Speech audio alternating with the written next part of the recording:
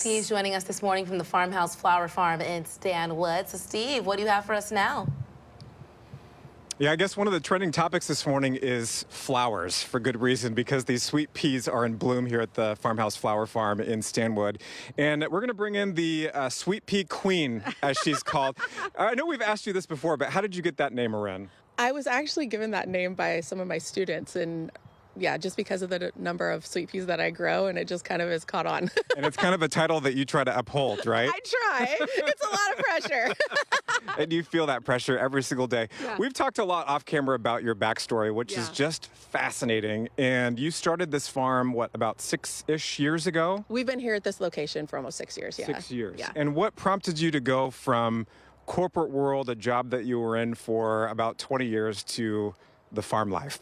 Well, I call that my BFF life. So I sat at a cubicle all day and just really, I loved who I work with, but I didn't like what I did. Yeah. And I discovered flower farming and fell in love with all those beautiful photos. And now here we are. And you had developed a passion, so to speak, with sweet peas just because of a connection with your grandmother years ago, right? Yeah. So when I was very, very little, she instilled in me, planted these seeds within me about, these little touches of sweet peas and her handkerchiefs and all these stories that she would tell me.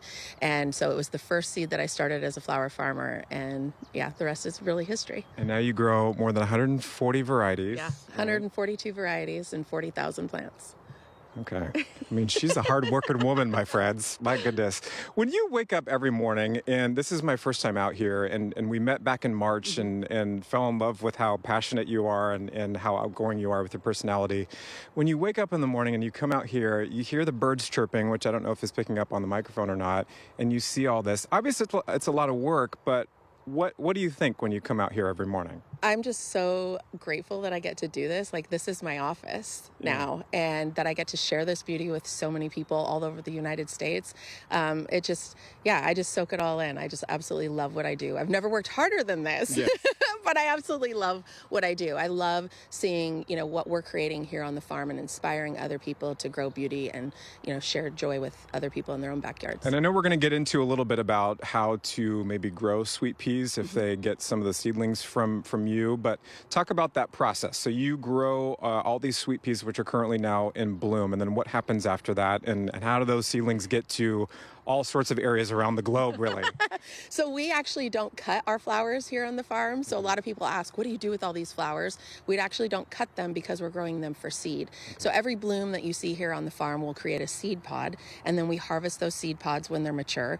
We'll clean that seed, package it up, and then we ship it all over the United States. And that's part of what you like, is those stories of what people do with them once they get those seeds. Yeah, absolutely. It's so moving to see what they're doing with these babies, that we're nurturing and growing here on the farm. They're, giving them to bouquets to nursing homes, or,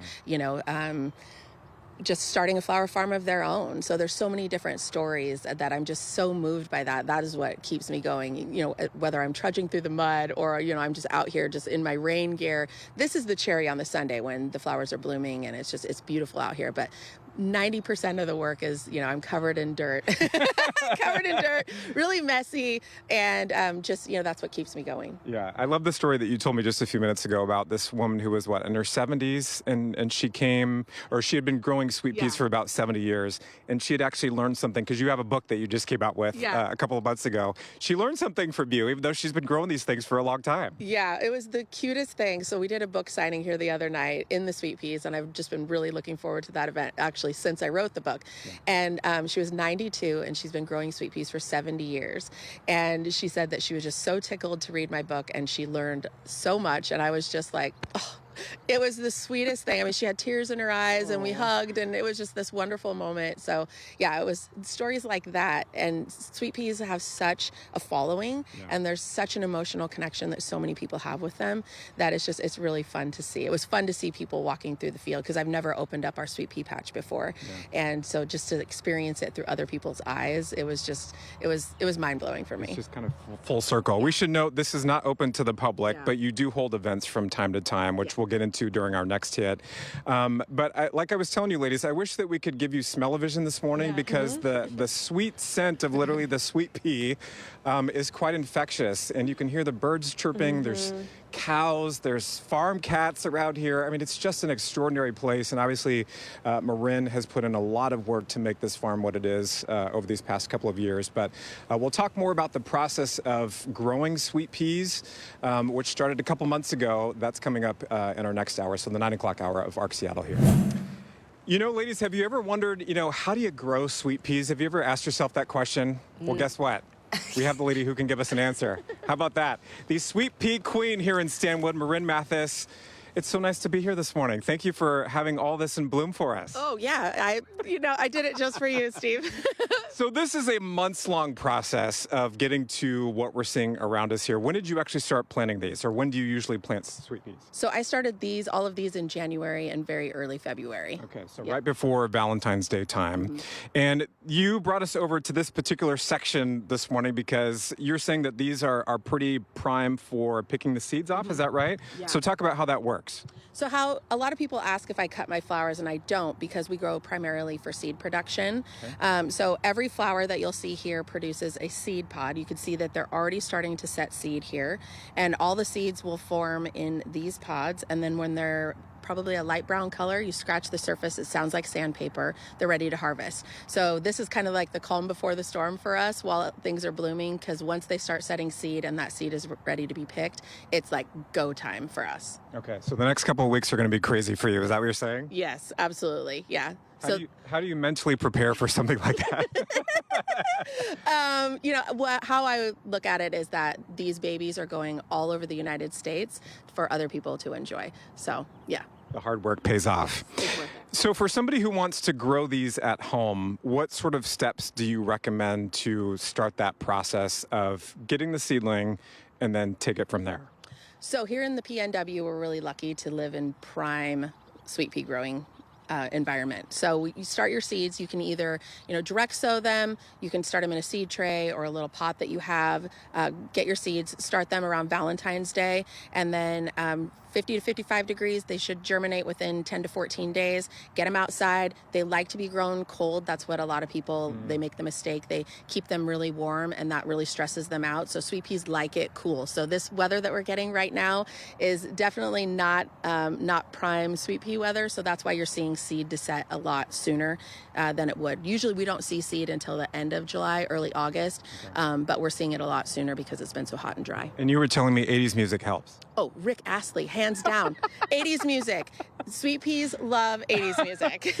If he only knew. Let me grab a prop really quick, okay? Because you just published this. I did. This is your brand new book that came out a couple of months ago called Sweet Pea School. And this has been a labor of love, but people can actually learn a little bit more about the growing process through this book. Yes, absolutely. So everything that you need to know is in this book. This is my love letter to sweet peas, start to finish. Everything you need to know from varieties, how to grow them, how to arrange them, and then my favorites at the very end. So it starts out with Dear Sweet Pea. Dear Sweet Pea.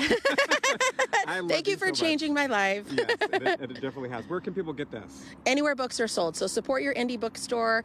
You can also get it from us, Amazon, Barnes & Noble. But I really love it when people buy from those little indie bookstores. Let's keep them in business. Absolutely. I think I'm going to put this back really quick. I also wanted to talk to you, as we mentioned during our last hit, the farm is not open to the public, but you do a couple of public events throughout the year. And tell me about what type of events you hold. So we have events in the summertime. We do flower arranging workshops. We do a dessert in the dahlias event that you were talking about earlier. So we have tables in the middle of the field. We grow 8,000 dahlias as well. So I'm like, go big or go home. That's my motto. So we do a dinner in the dahlias. We have a ladies' night that we're doing this season. And then we also do a Dahlia 101 clinic as well, so that I can teach people everything they need to know about dahlias as well. Doesn't that sound fabulous? Oh my gosh. And on top of all that, you are preparing something that the public can enjoy across the street from here. Tell us about that project. We are very excited. So we bought the house across the street from the farm, and we're turning it into an Airbnb for the farm so that people can actually come here, stay across from the farm. And it's got a beautiful view of the flower field and just really get a taste of the farm and a taste of the country life. And it's not quite ready yet, but we're getting close. We're getting close. We're within a few weeks. Okay. Yeah. Probably check your website. We'll have more information on that, right, too? And yeah, we'll be sending out a newsletter when it's available for booking. But yeah, we're really excited about that. So I was asking you during our break time, when you grow 140 varieties and there's 1,400 in the world, right? Do you have a favorite? And you had told me the ones that we're standing close to here are your favorite, right? Yeah, I refuse to pick one favorite, but I can give you my top 5. But yeah, this is definitely one of them. This is on the cover of the book, and I love this. The stem length is great. The color is beautiful, and yeah, it's a variety called Castle Wellen. So put that on your list. So what comes next for you? Are you planning to, in addition to the project across the street, you have the book, you're obviously growing and getting ready for harvest, that sort of thing. Where do you envision things going for you over the next 5 years or so? I'd love to get into breeding and breeding new sweet pea varieties. So I kind of feel like that's the next step for me. So stay tuned on that. Isn't that a good tease? Such a good tease. It has been such a treat to come up here. So thank you for having us this morning and just showing us around and taking in all the beautiful color, the birds. We still had the moon out. Actually, it's still up this morning. Yeah. It's been such a treat. Thank you. Oh, thank you for coming out to the farm. This has been really fun. Yes. And hopefully we'll be back when some of the dahlias come in bloom. And, take it across the world. Why not? So this is a really good day at the office, ladies. We're going to check in with some of the animals. There's also animals here as well. 8 cows. We have 8 Highland cows. 8 Highland cows, 2 babies. Yeah, we have 2 babies and the rest, 1 bull and then the rest of Haggie's girls. Okay. And I've been seeing a few cats coming around here. We have cats, we have chickens, we have dogs. Yeah. Ducks. I'm trying to work on some sheep, but we'll see. The sheep come next. Maybe across the street or something. Across the street, maybe. Yeah, we'll see. Not bad, ladies. This is a beautiful spot. We're just right off of Interstate 5. Yeah. Pretty good. Gorgeous. I'd love to see some animals later in the hour, Steve, if we can. I think we might have that planned for you next time, so stay tuned. Okay. We will check back in. Thank you.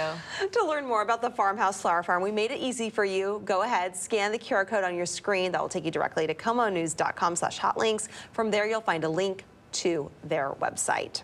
Our book is so beautiful, too. I've been able to flip through it. I mean, there's so much in there. It's really well made. And the farm is just stunning, too, with the sweet peas blooming behind them. Yeah, oh, my goodness. Just go and smell them. I know. He keeps describing the smell. Right.